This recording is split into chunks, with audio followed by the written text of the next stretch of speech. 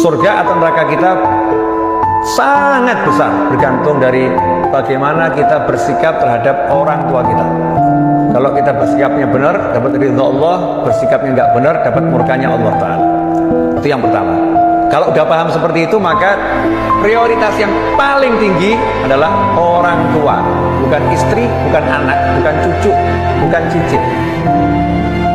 Ya, bukan istri, bukan anak, bukan cucu, bukan cicit. Jadi prioritas paling tinggi adalah orang tua. Termasuk orang tua itu adalah kakek nenek ke atas, dan juga ayah dan ibunya istri alias mertua ke atas. Itu orang tua kita.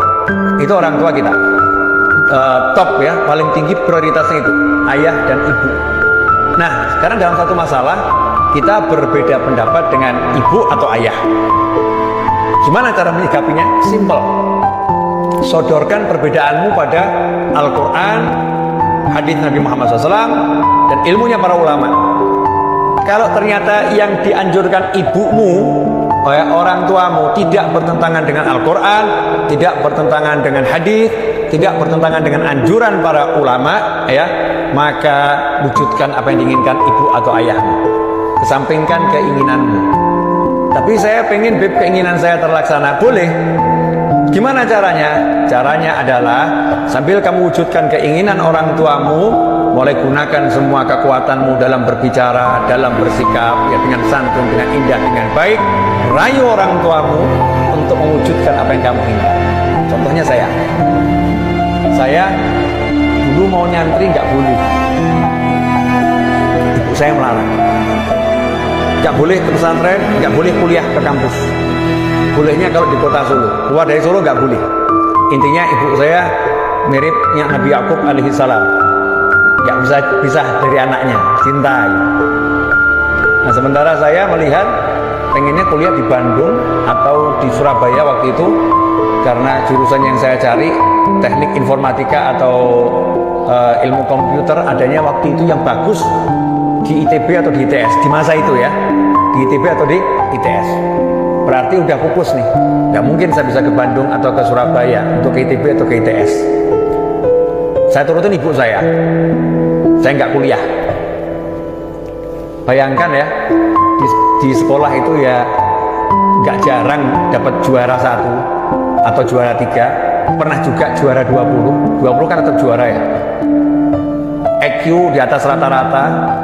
Guru-guru saya di sekolah mengatakan jangan sampai kamu nggak kuliah, sayang eman-eman. 1 tahun saya belajar untuk UMPTN saat itu, tiba-tiba ibu saya ngomong seperti itu. Buat anak itu kan berat. Tapi ya saya pilih ibu saya karena di situ surga saya.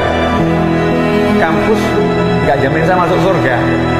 Tapi kalau menurut ibu saya, jaminan dari Allah pasti masuk surga. Ridhollah fi ridhol walidain. Saya ikutin ibu saya. Tapi saya masih pengen belajar. Akhirnya tiba-tiba muncul ide, saya mau ke pesantren. Nggak lama. Kalau kuliah kan harus lama. Ke pesantren sebentar aja. Maka dalam waktu beberapa bulan saya rayu ibu saya. Rayu, bener-bener dirayu, berbulan-bulan dirayu. Boleh ya ma, ini biar diizinkan ke pesantren. Hanya sebentar saja, 6 bulan pulang. Harapan saya kalau udah nyantri nanti 6 bulan nggak disuruh pulang. Harapannya, alhamdulillah diizinkan. Subhanallah, nyantri 6 bulan ternyata bener-bener disuruh pulang.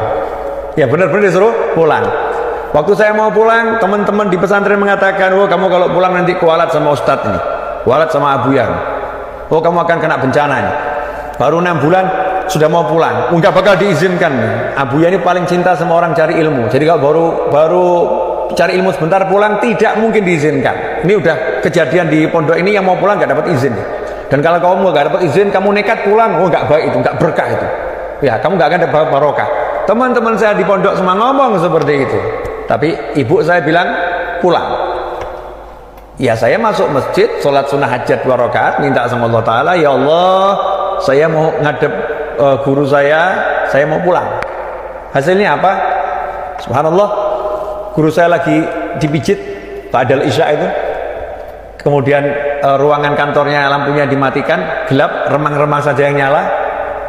Pintu kantor dibuka, karena saya minta izin masuk, diizinkan. Terus saya ngomong, ada apa novel dengan berbahasa Arab, terjemahannya seperti ini, ada apa?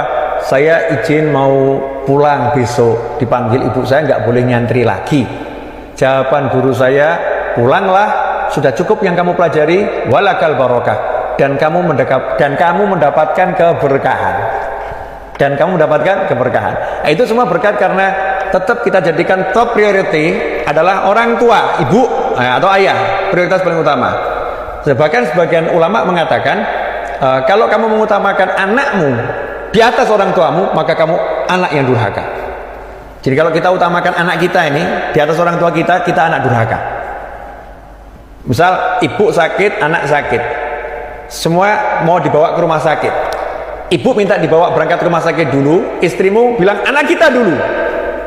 Istrimu bilang anak kita bawa rumah sakit, ibu sekarang rumah sakit, ibu sekarang rumah sakit. Kalau kita milih anak kita dan kita menjadikan ibu kita nomor 2, maka bukan anak yang berbakti, karena mengutamakan anaknya di atas orang tuanya. Seharusnya anak engkau di rumah dulu, ibu manggil saya, maka berangkat ke rumah sakit, antarkan ibunya, baru dia antarkan orang tuanya. Kalau memang harus seperti itu, kecuali ya ngomong dulu sama ibunya, bu, ya saya mau antarkan ibu, tapi ini cucu ibu lagi sakit, boleh nggak saya antarkan anak dulu ke rumah sakit? Tetap prioritas di hati adalah orang tua. Selanjutnya kalau mau ngantar anak, tanya dulu sama ibunya, ya tanya sama ibu kita bagaimana seharusnya. Ini tetap dalam Islam seperti itu, Allah ngajarkan seperti itu. Kalau kita ikutin aturan Allah ini, hasilnya bagus. Buang akal kita, ya.